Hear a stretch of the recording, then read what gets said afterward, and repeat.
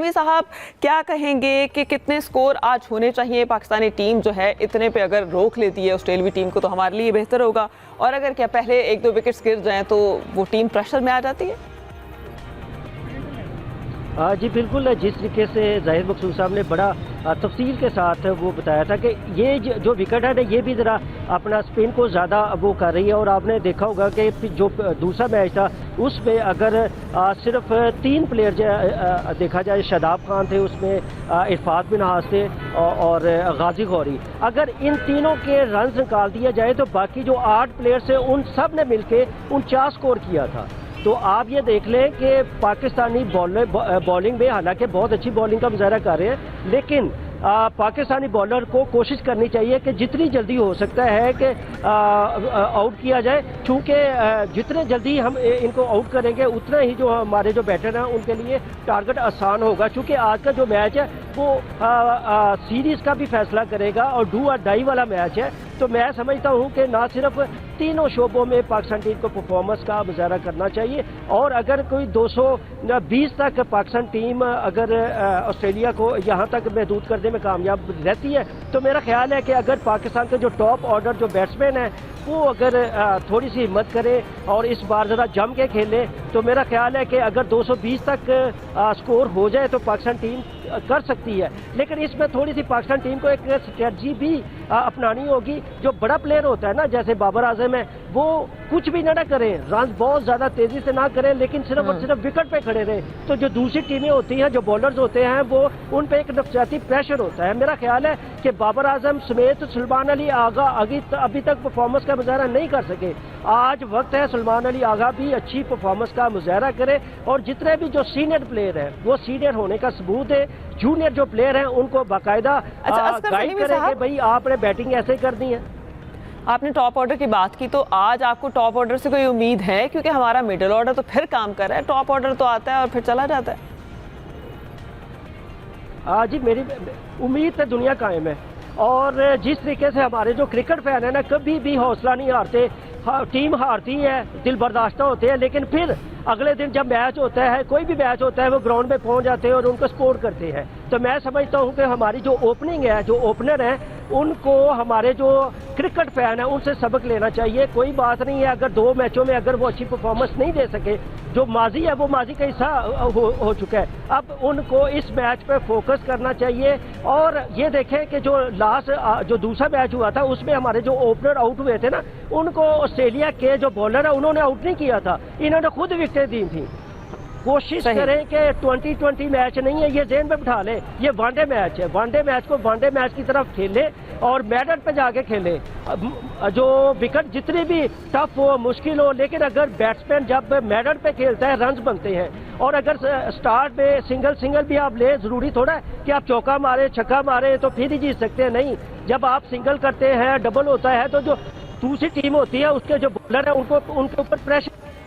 मेरा ख्याल है कि पाकिस्तान टीम को, और जो जिस तरीके से मैंने कहा कि सीनियर को अपनी जिम्मेदारी लेनी चाहिए, जूनियर को साथ साथ गाइड करते रहे, और बिल्कुल डू और डाई वाला ये मैच समझ के खेले तो पाकिस्तान टीम कोई वजह नहीं ये मैच जीत सकती है। और मैं यहाँ पर ये आपको बता दूं, ऑन पेपर जो पाकिस्तान टीम है ऑस्ट्रेलिया से बहुत ज़्यादा हावी है, लेकिन ये चूँकि दुनिया की 2 बड़ी टीमें हैं, पाकिस्तान है, ऑस्ट्रेलिया, दुनिया की टॉप 5 टीमों में शुमार होती हैं, तो मैं समझता हूं कि यह असाब की भी जंग है। तो मेरा ख्याल है कि अगर पाकिस्तानी टीम जोश के साथ होश से भी काम ले तो ये मैच जीता जा सकता है। सही है जाहिर साहब, क्या जोश के साथ होश के साथ आज हमारी टीम काम लेगी? और मियां अस्कर सलीमी साहब जो हैं वो तो जीतो या हारो वाली आज सिचुएशन पे हैं कि हम इनके साथ ही हैं जिस तरह भी हैं। अच्छा, वनडे के ऊपर बात करें तो वनडे के ऊपर उतने ज़्यादा रन्स बन नहीं रहे।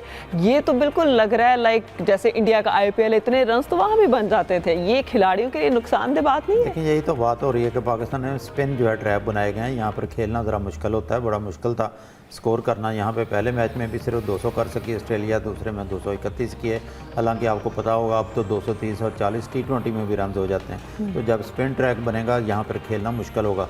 लेकिन अभी जैसे मियां असगर सलीमी साहब बात कर रहे थे, वो तो बैटिंग की बातें हैं कि कौन से हमारे टेल एंडर क्या कर रहे हैं, ये मिडल ऑर्डर क्या कर रहे हैं। अभी क्योंकि ऑस्ट्रेलिया की टीम बैटिंग कर रही है और पाकिस्तानी बॉलिंग कर रहा है, पाकिस्तान को एक हल्का सा नुकसान झटका तो ये लगा कि मोहम्मद सदाकत अनफिट हो गए। आपको याद होगा राइजिंग स्टार जो टूर्नामेंट हुआ था उसमें मोहम्मद सदाकत ने बैटिंग के साथ साथ बॉलिंग भी बहुत अच्छी की थी।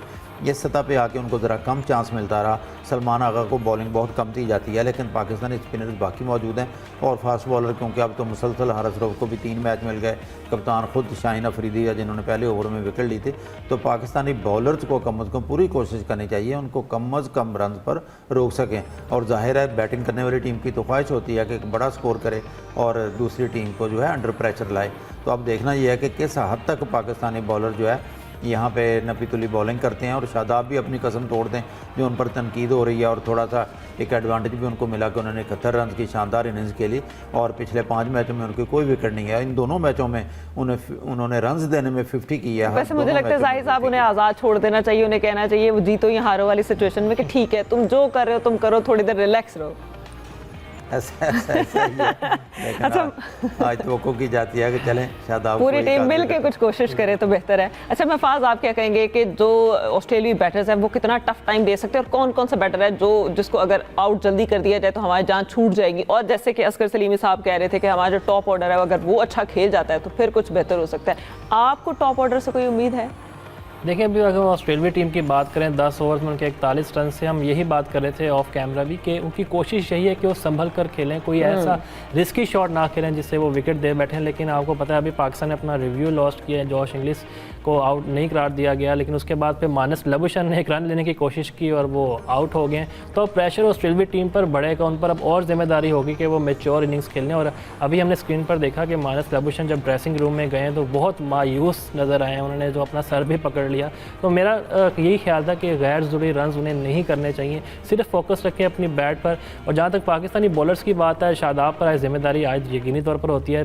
बैट से वो बेशक जितने मर्जी रन करें, लेकिन उनका असल रोल विकेटें लेना भी है। जब वो उन्हें हम ऑलराउंडर कहते हैं तो उन पर हर शोबे में ही जिम्मेदारी आयद होती है। तो अब अच्छा यही होगा कि पाकिस्तान 2-3 विकेटें और निकाल ले। Alex Carey out of form रहे हैं दोनों मैचों में, उनको भी आउट करना ज़रूरी है। उनके साथ जॉश इंग्लिश, जैसे मैंने अपने पहले भी बात की है कि जिस तरह चैम्पियंस ट्रॉफी में इन्होंने पाकिस्तान में इंग्लैंड के खिलाफ सेंचुरी की है, जब वो हाफ सेंचुरी स्कोर कर लेते हैं वो और ज़्यादा खतरनाक हो जाते हैं। लेकिन ये कंडीशंस थोड़ी स्लो हैं, इसमें पाकिस्तानी बॉलर्स को ये एज हासिल है कि उन्हें रिस्ट्रिक्ट कर सकते हैं हम 225 या 230-240 तक, तो हमें इसका ज़्यादा फ़ायदा होगा। तो टॉप ऑर्डर जैसे आपने बात की है, आज साहिबजादा फरहान पर भी जिम्मेदारी आयद होती है कि वो अपना एक्सपीरियंस जो है उसे यूटिलाइज़ करें। एशिया कप में हमें याद है जिस तरह वो छक्के लगाते थे, बेशक वो पिच डिफरेंट है लेकिन स्लो पिचेस पर भी वो खेलते रहे, डोमेस्टिक भी वो खेलते रहे, उनके लिए तो ये नई पिच नहीं होनी चाहिए। और मां सदाकत का जैसे जाहिद साहब ने कहा कि सेटबैक है, अच्छे टैलेंटेड खिलाड़ी हैं, लेकिन ये नज़र आ रहा था कि वो पिछले दोनों मैचेस में थके हुए थे।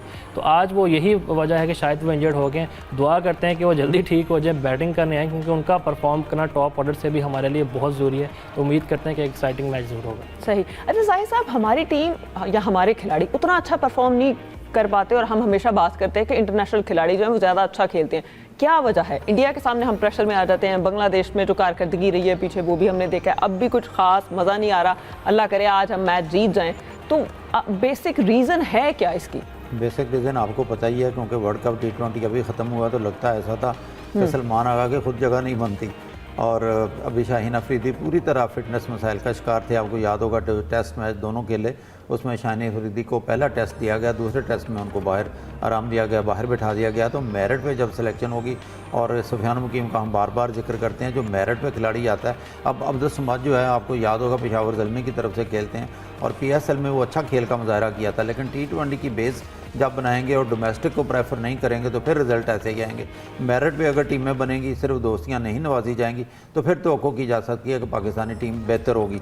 जब भी चंद साल पहले की बात है जब लोग भी जज्बाती होते थे और मुकाबला भी खूब होता था बड़ी टीमों के साथ। अब कोई भी बड़ा मुल्क अगर देखा जाए स्वाय बांग्लादेश, जिम्बाब्वे के, तो अपनी सीनियर टीम को यहाँ खेलने के लिए नहीं आ रही। तो पाकिस्तान को अपना कोई ना कोई जो है पाकिस्तानी सिलेक्शन कमेटी को मेरिट को तरजीह देनी चाहिए और डोमेस्टिक को ख़ास तौर पर जो प्लेयर आउट ऑफ फॉर्म है उनको जाकर या पाबंद करना चाहिए कि डोमेस्टिक के मैचेस खेलें। सही।